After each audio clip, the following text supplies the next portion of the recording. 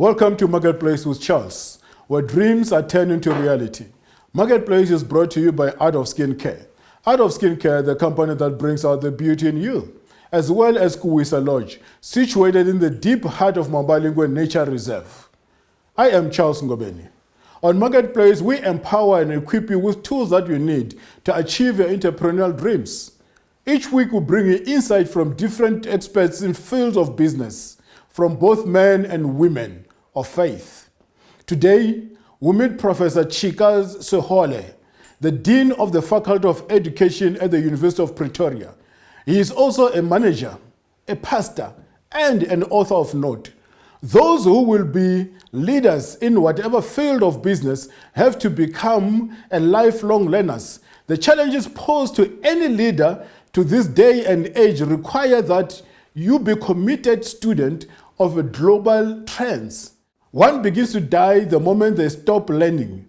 As life evolves at a rapid pace, my guest today will tell us more about the value of a lifelong learning. Help me welcome Professor Sehoole in your home, your house, your hotel room, or wherever you could be watching these episodes from. Prof, welcome to Marketplace with Charles. Thank you very much, Charles, and hello to your viewers. I am so delighted to have you on Marketplace. I've been waiting for too long just to have you. Mm-hmm. It's a pleasure to be here. Before we kickstart the topic of today, how do you juggle around being a husband, a businessman, a professor, a pastor, and an author? Well, you've got to discover your purpose to be able to juggle all those things. I'm doing all of the things which you said simply because I have discovered my purpose, and all of those things are related to my purpose. As a husband, I know that I've married the right person, and we are enjoying our life. As a professor, love for books is my second nature. As a pastor, as well, I've got the love for teaching, and I teach at the university, I teach at the church, so the two complement each other. Actually, I've often had to answer this question from many people: how do you balance church work and university work, being a dean and being a pastor? And I say, the two complement each other. You cannot operate and be effective in that space without a sound spiritual base. Mm-hmm. So the two complement each other. So when I'm in church, I come to church to refuel in order to be able to operate in that space. I pick up the skills in the education space to build the work of God. Mm-hmm. So that's how it all works. At the University of Pretoria, yes, you're a professor. I'm a professor. Can you explain me a little bit more onto that? What do you do there? Well, currently I'm the Dean of the Faculty of Education, which means that I am overseeing the whole faculty. I'm the manager, I'm the head of the faculty. And that involves administrative work. I'm responsible, I'm heading 5 departments, meaning that 5 heads of departments report to me. I've got the unit for distance education, the manager there reports to me. But I also represent the faculty on the senior management of the university, in Senate, and so on. But more over and above that, I also do supervision of masters and doctoral students. I produce doctors, I produce master's students. And I used to teach before I became dean. And that's, you cannot become a professor without being a teacher, without being a researcher, without being an author. So for one to become a professor, he needs to produce a body of knowledge, and the university has got its own criteria for one to be promoted to the level of a professor. Prof, tell me, now, how do you maintain integrity? I understand integrity to mean being honest and doing the right thing at all times, whether people are looking or are watching or not. Mm-hmm. So in terms of integrity, for me, integrity starts with God, the relationship which I have with God. I don't have to do, and my philosophy as a Christian is I don't have to do things to please people. I first have to please my God.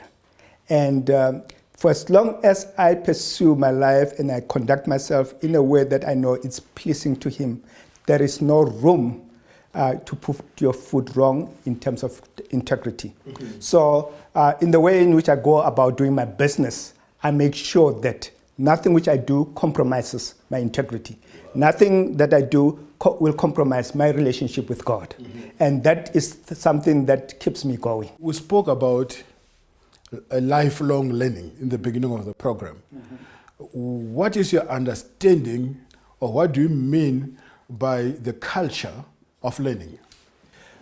Culture of learning, I'll break it up into two. Yes. First, what is culture? Culture is a way of doing things, mm-hmm. the way in which we go about doing things such that they become our second nature. Your everyday, the way you go about doing things on a day-to-day basis, mm-hmm. such that they're your second nature. And learning is the art of acquiring knowledge and skills. Yes. So when you put the two together, the culture of learning is the way in which you go about doing your business and acquiring knowledge and acquiring skills to such that that is your second nature. So culture of learning is the pursuit of knowledge and skills in order to empower yourself to be able to fulfill your purpose in life. Wow, what a mouthful. Yeah. But then, how can Africans use this culture of learning to our advantage? If you acquire knowledge, if you acquire skills, mm-hmm. if that becomes your second nature, it gives you a competitive edge over the others. It makes you to be effective in what you are doing. And I'll give you an example. I did my studies from grade 1 up to master's degree, and I started working. I discovered that I need to, take my studies to the logical conclusion, mm-hmm. which is studying at doctoral level. I left my studies, resigned my job, and went to study full-time. And in doing that, I believed it was the will of God for me to have a PhD. And God does not give you a vision without provision. Yeah. And I want to tell you something interesting. Mm-hmm. I remember I resigned my job on the 31st January 2000. Mm-hmm. On the 1st of February, I started my studies full-time at Wits. Before then, I had studied for 3 years without progress, and time was, ticking. I was getting under pressure, and I made a plan to resign my studies, my work, and go back to study. I started on the first day of February with 1 scholarship. By the end of that month, I had 4 scholarships that were equivalent to my annual salary. And once that happened, I realized that God is in this. Mm-hmm. And I went about doing my research. By the end of I started in February with 3 draft chapters. I finished. In December, I had a draft thesis with 13 chapters. Mm-hmm. How did I do that? I crisscrossed this country, collecting data and writing and interpreting the data which I was given, which I was collecting. And at the end of the year, I had produced this wonderful document. What is it that made me effective? Mm-hmm. I had embraced the culture of research, mm-hmm. in which I was learning, acquiring knowledge, acquiring skills of both gathering knowledge, but gathering information and producing knowledge that ended up in the thesis which I wrote. So it is important for one to make sure that he embraces this culture in whatever vocation you are. Never stop learning, never stop acquiring skills, never stop looking for opportunities. But Prof, what advice will you give to the pastors, especially pastors, mm-hmm. who do not want to learn? Because if you are a medical practitioner, mm-hmm. you go to school before you operate on a human being. Mm-hmm. If you're a nurse, you go to school. You're a professor, you went to school. If you want to be a policeman, you go for training. Yes. But if you want to be a pastor, you simply walk out from your church, and then the following day you pitch up a tent and start preaching. Well, I don't think in this time and age such pastors, will succeed. You cannot operate in the time and age we are in without training. Right now we have COVID-19 upon us. What's happening to those pastors who did not go to school and believed in the calling, as if a calling is antithetic to study? I will tell you something. When I got born again, the people who preached the gospel to me saw a material to go out into the field. I was doing matric at the time, and they asked me, what are your plans after matric? I said, I'm going to a university. They were so disappointed. They said, why? They thought that going to the university was a worldly thing. But the same people who were critical of me going to the university are the ones that are coming to me now. I say, thank God, we praise the Lord for all that is happening, for the way in which God is using you. Yeah. I wouldn't be effective as I am in my ministry had I not gone to school to train. I love that. Well, viewers out there, the moment you get saved, God does not take away your intellect. It does not take away your brains. Whenever God calls you, it doesn't mean that you have to stop studying. You keep on studying and studying and studying. Study to show yourself approved. A workman who is not ashamed. Well, we'll hear more from the Prof after the break.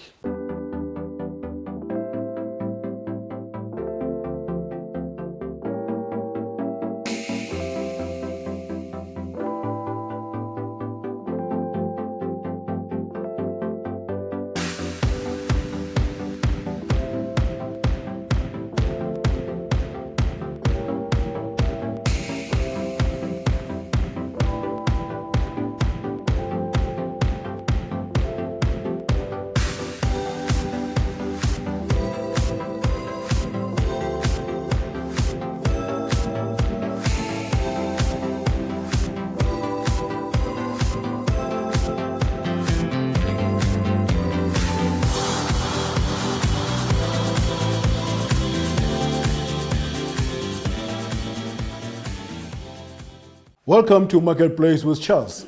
I am still sitting here enjoying myself, getting free education from my lovely guest, Professor Sehoole. Prof, at the beginning of this episode today, you spoke about purpose. You touched a little bit. But I want you to delve deeper. Like a prophet will say, go deeper, Papa. What has got purpose to do with culture of learning? Miles Monroe says the biggest tragedy in life is not death, but life without a purpose. What is purpose? A purpose is that which we were created to do. It is, and how do I discover what I am created to do? Is that which you do will do without an effort. You may find that people are struggling with this particular thing, but when it comes to you, you find that it is easy for you to do that. And once you discover your purpose, it does not necessarily mean that you've got to sit back to say, I have discovered my purpose, and therefore I'm not going to learn. As I said earlier on, learning is an acquisition of knowledge and skills. So once you have discovered your purpose, you need to search, you need to look, you need to invest in your growth and development by acquiring knowledge and skills that are relevant to the pursuit of your purpose. Wow. And that's also what informed me, motivated me to go back to school. After I had a master's degree, I decided that I need a PhD, which was part of pursuit of my purpose. But then, what has learning found an expression in your life? Learning. I have discovered, my purpose, I believe that I'm a teacher. Yes. I'm a born teacher. I enjoy myself. I'm at home when I've got people in front of me and I'm imparting knowledge to them. So for one to be an effective teacher, one has to learn. You learn continuously. You keep on acquiring knowledge. You keep on acquiring skills. You expose yourself to opportunities where knowledge is acquired, where skills are acquired. And you don't just acquire them for the sake of acquiring them. You are acquiring them purposely in order for you to be able to utilize them to fulfill your purpose. Let me give you an example. In 2007, the Department of Higher Education and Training, at the time it was Department of Education, approached me to come. I was seconded from the university to work there as a chief director. I was there, as chief directors, is in administration, is management. But you know what? Most of the time what I was doing, I was signing submissions. I was approving, submissions from the bottom to the top and so on. And I realized, and at that time I was already a professor. I said, no, I don't belong here. This is not you. This is not me. A matriculant can do this.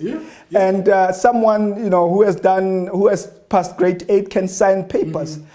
I did not go and do a PhD in order to come and sign papers. I can produce doctors. I can produce masters.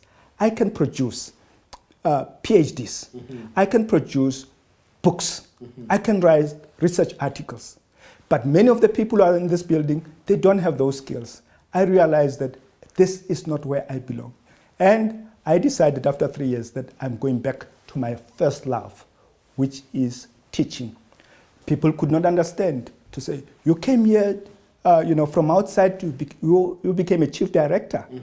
But I said, I am going back to my first love. I went back to the university. But there is an important lesson I learned out of that. I realized when I was there that there comes a time in your life that you need to discover what you are good at and stick to it. Wow. And I discovered that I'm not an administrator. I'm a teacher. I'm a researcher. And I'm a producer of knowledge. So one needs to pursue his purpose irrespective of what money is involved. On that note, Prof, the greatest mistake that the Department of Education is doing is that when you're a good teacher, they don't even want to reward you financially. They promote you. Sometimes to be a principal, to be a school inspector, they give you the next level. And now we are losing great teachers to the administration posts. True, and that's also what I found, myself in, the situation I found myself in when I was an administrator there. And yes, the money was good, but I was not fulfilled. And by God's grace, I was able, my post was waiting for me at the university. I went back there. But something interesting happened 4 or 5 years after I left the department. I was chief director under Minister Naledi Pandor. She was my boss. 4 or 5 years afterwards, she invited me to her office, and I thought that she was inviting me for a job. And I had a ready-made answer for her. I was going to tell her that if it is a work in the department, I'm going to say no. But lo and behold, she said to me, I went around. I've been having this dream, which is the fulfillment of what my parents wanted us as their children to be, which is to study up to PhD level. I have made up my mind to study my PhD. And I went around looking for someone who can be my supervisor. And she said, someone said, if you want to study this topic, go to the University of Pretoria and ask for Professor Chika Sehoole. He will supervise you in this field. The rest is history. I am on my way to UP. Watch the space, watch the space.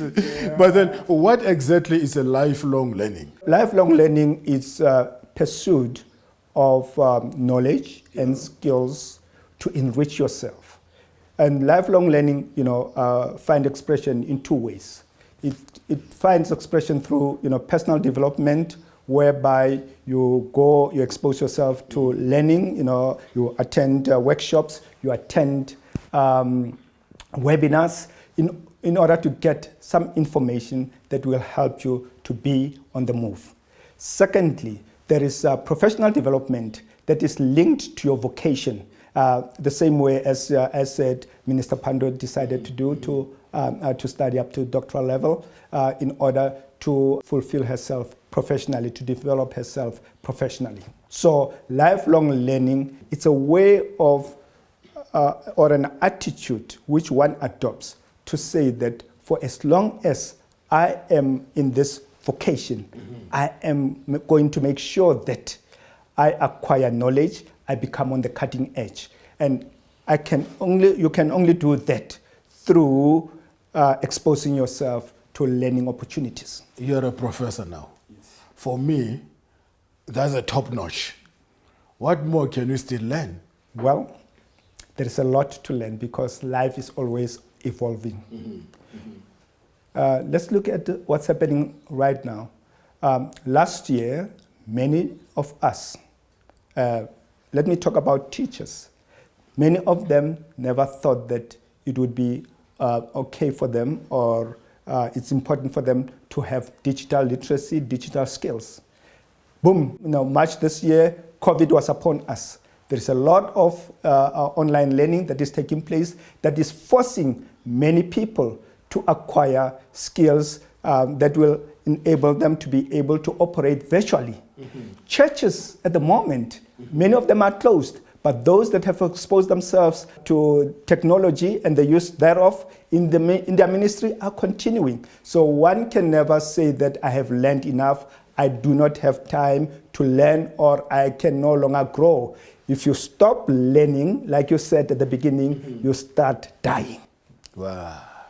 Well, Prof, at one stage you quoted Benjamin Franklin.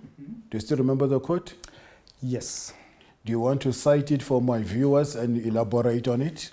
Investment in knowledge pays the best interest. Okay. And what that means is that you can never go wrong in investing in acquisition of knowledge. You can never go wrong in exposing yourself to acquiring skills. What is important is that it's not acquisition of skills or knowledge for the sake of it. The acquisition of knowledge and skills should be linked to that which you believe you are called to do or you are called to be. So if at all you acquire that knowledge and those skills like I did in my studies, the results thereof are obvious. I wouldn't be where I am now if I had not decided to go and complete my PhD.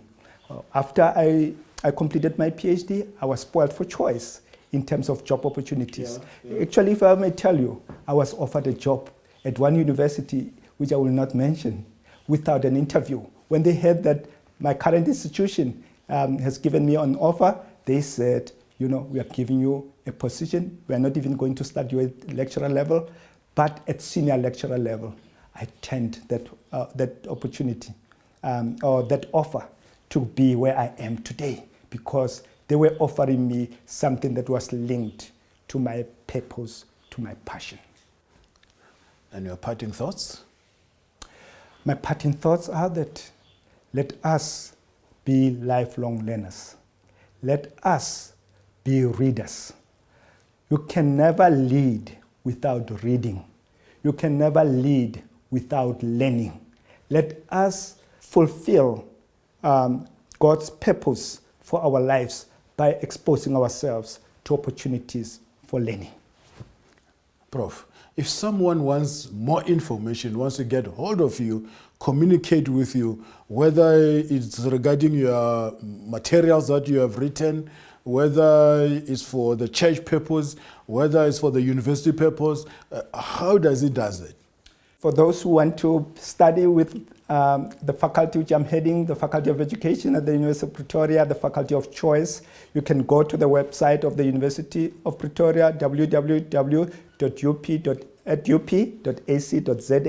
and then you go to the Faculty of Education, you'll find all the details concerning how to enroll for our programs. For those who want to contact me regarding my work at the church, you can go to our Facebook, His Sanctuary Ministries .Montana. You'll find all our particulars there.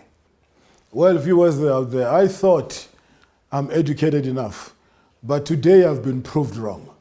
I think for my business to move to the next level, I need more education. And I'm on my way to UP to meet with Professor Sehoole, just to get a little bit more of education. I am Charles Ngobeni signing off on Marketplace with Charles. You can get hold of me on all forms of social media. See you next time, same channel. God bless you. This is Dr. Abraham S. Roger extending an invitation from our free Bible school, KBSM, and I want to encourage you to come and train, equip, activate, and be released into the ministry. We take you all the way from believer to leadership level to ministry level. Do you believe you have a calling? Then we have the answer to usher you into your destiny. Remember, our material and our broadcasts are available all over the world. We are fully correspondent and have several international students. So why waste any further time? Contact us today as we train you into that next level of your ministry. Remember, we are free. Bless you. See you at one of our campuses.